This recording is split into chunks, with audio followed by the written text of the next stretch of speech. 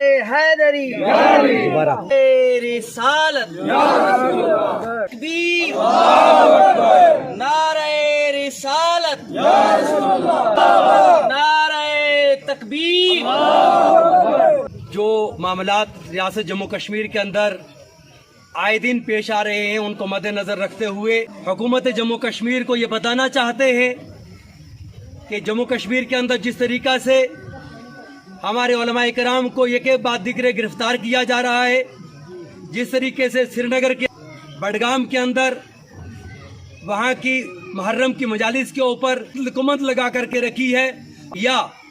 مولانا عبدالرشید داؤدی صاحب یا مشتاق احمد ویری صاحب یا مولانا مدنی صاحب یا جتنے بھی علماء کرام جموں کشمیر کے جن کو بلا وجہ گرفتار کر کے جیلوں کے اندر ڈالا جا رہا ہے، اس سلسلے میں آج ہمارے تمام معززین کی میٹنگ کے اندر بہت سارے فیصلے لیے گئے ہیں۔ ہم حکومت سے یہ بتانا چاہتے ہیں کہ گزشتہ جس قدر علماء کرام کو گرفتار کیا گیا، ہمارے علماء کرام نے یہ فیصلہ لیا تھا کہ ہم جموں کشمیر کی تمام سڑکوں کو بند کر دیں گے، لیکن اس کے بعد علماء کرام نے فکر کی اور یہاں پہ یہ دیکھا کہ اگر علماء کرام کے فیصلے کے بعد عوام اگر میدان میں نکل گئی تو یہاں کی عوام کا جینا مشکل ہو جائے گا اور حکومت کا جینا مشکل ہو جائے گا۔ اس پہ ہم سب نے یہ فیصلہ لیا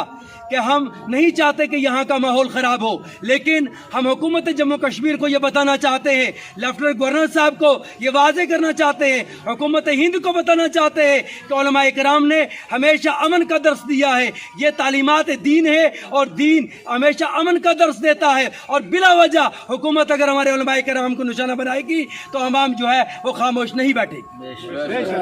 اس لیے ہم اس موقع پہ اس ذکر و فکر کی مجلس کے بعد حکومت سے مطالبہ کرتے ہیں کہ جتنے بھی علماء کرام کو گرفتار کیا گیا ہے جلد سے جلد ان کو رہا کیا جائے۔ اس لیے امن کو بگاڑنے کا کام حکومت نہ کرے، اور حکومت اگر انصاف کی بات کرتی ہے تو یہاں پہ